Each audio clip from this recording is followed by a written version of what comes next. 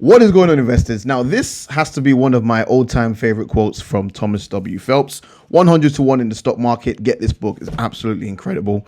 But he says, right, by the time the need or the opportunity is clear, the profit potential is in the price. Okay. So by the time the need or the opportunity is clear, the profit potential is in the price. And I think this quote single-handedly applies to a lot of the companies and the stocks that we speak about on this channel, you know, from the likes of Tattooed Chef, Hims, Open Door, all of these companies that we speak about, where you can argue the opportunity hasn't yet been discovered by Wall Street, and as such, it hasn't been baked into the price. Now, a company that we have spoken about on this channel numerous times in the past was Celsius. Okay, we were buying Celsius when the market pulled back in February, so we started buying around this zone. Okay, so between the price range of $40 to $50, this was really where we were loading, and now the opportunity has been discovered by Wall Street. The price is pretty much doubled within the next couple of months. And the reason why people are now just discovering Celsius is because, you know, you had the likes of Jonah Hill. Jonah Hill did a piece with GQ, and he was talking about all of his essentials before either directing a film or acting in a film. Celsius, as you can see here, he's got the drink here, is one of the essentials that he has. And if you're not familiar with who Jonah Hill is, I advise you to watch The Wolf of Wall Street, or you watch War Dogs. Essentially, he is a big-time Hollywood actor. And in this video clip here, he mentions that whenever he does a film or a movie, he converts a lot of the actors to become Celsius addicts, essentially. So in this current film that he just recently did, he said he converted Leonardo DiCaprio. So Leo is drinking Celsius.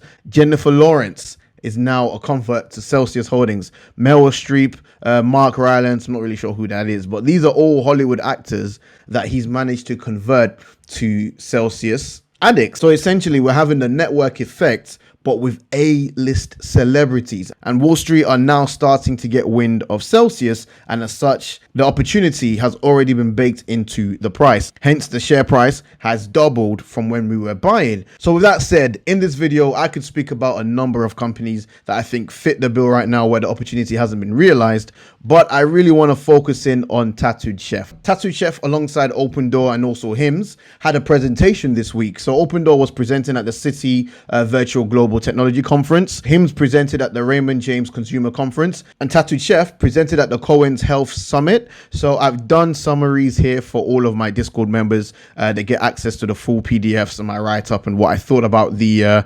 presentations. But I want us to hone in on Tattooed Chef because I think that presents one of the best opportunities on the market right now. For the presentation itself, we had Stephanie Dykman present, we had Sam Galetti, we also had Matt Williams. But guys, we had a special guest. We had Sarah Galetti during this presentation. Now, we normally hear her on earnings calls, but when it comes to presentations, like when we did the Jefferies one, she wasn't present. You know, she's never really been present in any of the presentations. So when I saw Sarah Galetti, I thought, okay, they mean business, all right? They mean business in this presentation. So here's my write-up of the presentation. There's a few nuggets that Matt Williams dropped during this presentation that should get you excited. So before we dive into it, if you gain any value, please make sure you smash that like button.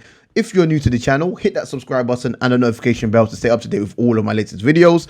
Plus, if you want to get access to more research like this, if you want to see my summary for Open Doors presentation, Hims and Hers presentation, and if you want to stay up to date with all of my moves within the market in terms of what I'm buying and what I'm selling, then you would need to join my Discord group, and you can do so by clicking the Patreon link in the description below. So with that said, let's dive into it. Now, with every research note that I take or articles or anything that I write up, I always love to remind myself of our mission. What is the mission of the company? Tattooed Chef's mission statement is to revolutionize plant-based eating by thoughtfully creating food that feels good. Okay, and that's really what Tattooed Chef is about: healthy plant-based alternatives and also feel good vibes. All right, all you have to do is go on their Instagram and you can see they're all about good vibes. Okay, so here are some of the key details from the summit. Okay, so the introduction began with Sam essentially doing what he usually does.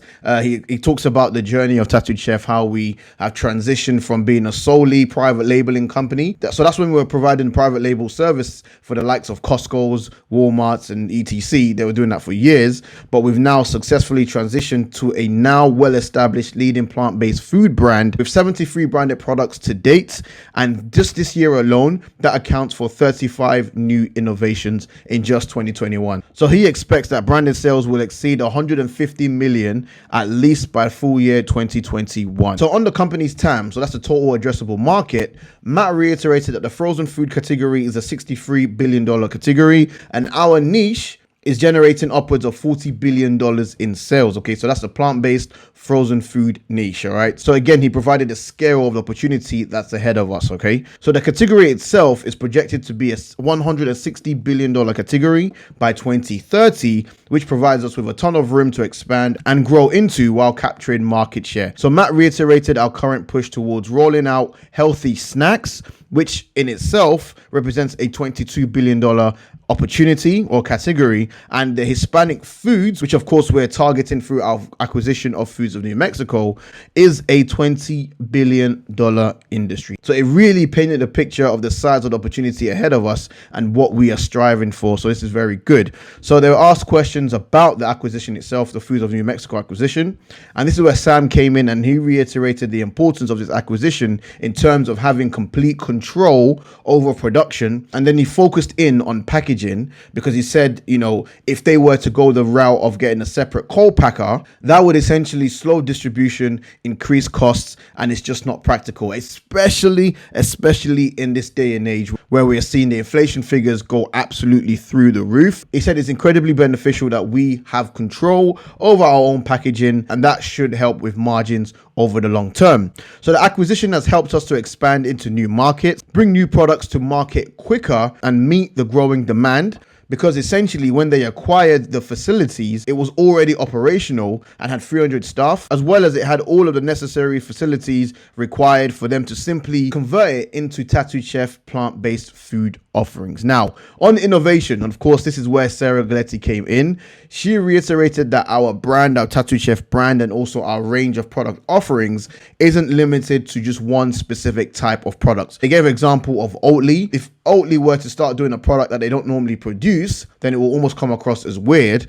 Or if you take into consideration Beyond Meats, obviously it's in the name Beyond Meat, so they are pretty much known for plant-based meats, all right? Whereas if you look at Tattooed Chef, we have a diverse portfolio of products that we're offering for our customers. And of course, some will sell extremely well, some might not sell that great, but ultimately we're not limited to just one specific category or type of food. We have a range of food from pizzas to breakfast to burrito bowls to sweet corn in the UK, to veggies. And this is what Sarah says, that it enables her to think outside of the box and, you know, be more creative with her ideas. And that will enable her to create pretty much any type of food and incorporate a plant-based element to it. Place the Tattooed Chef brand on, and there you go. We have a new product ready for market, ready to sell. So that's a very, very good. So on expansion, Sam Galetti mentioned that Sarah can quickly spot new trends in the current market, and once they've conducted their research on the new potential opportunities within what Sarah has spotted, they will opt to source plants or facilities that are already operational to acquire. So again, a great example of this was the Foods of New Mexico. And then us moving into the Hispanic sector, this is the strategy that Sam opts to utilize, you know, as opposed to setting up brand new plants and facilities themselves, which is a lengthy process that could take upwards of 3 years. Okay, so it's all about innovation and all about speed to market with TTCF. So that was my commentary there.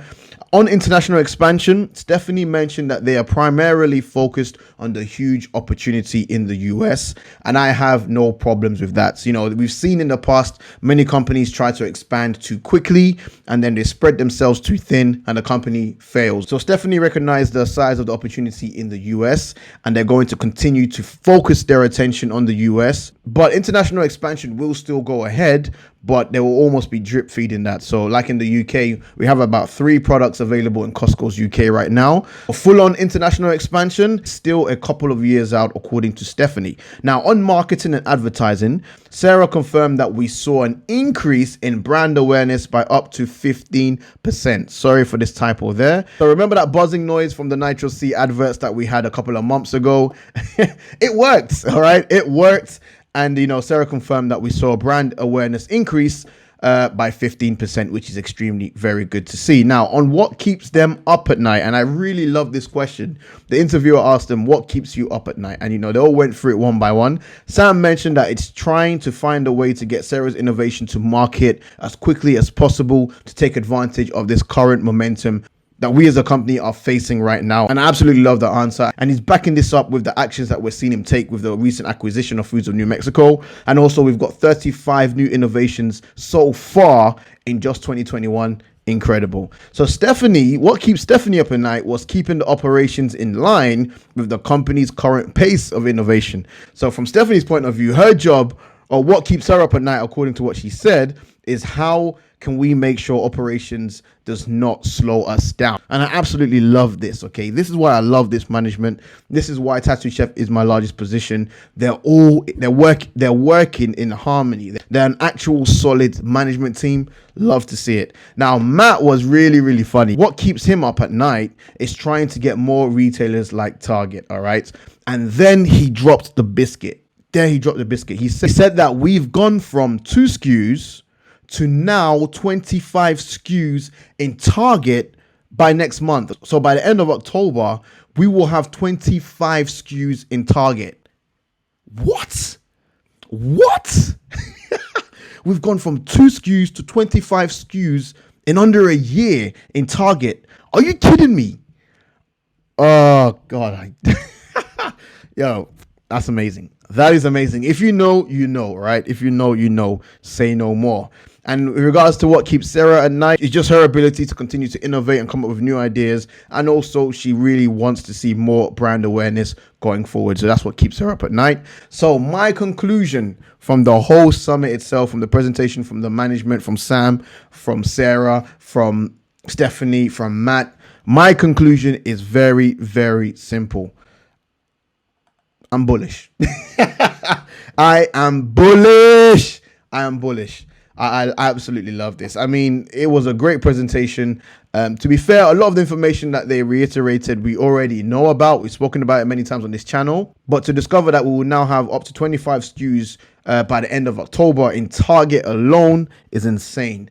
Absolutely insane. Guys, look, I want to end it here. By the time the need or the opportunity is clear, the profit potential is in the price. And if you look at where we're trading right now, at roughly about a $1.6 billion market cap, the opportunity has not even begun to sink into the stock. The stock has just been going like this. It's been ranging from 25 to 18, 25 to 18. This right here is loading zone. The moment the opportunity has been discovered by Wall Street, it's going to do another Celsius and double very, very quickly. Okay, so you don't want to miss out. We are doing our due diligence and we are realizing this opportunity first.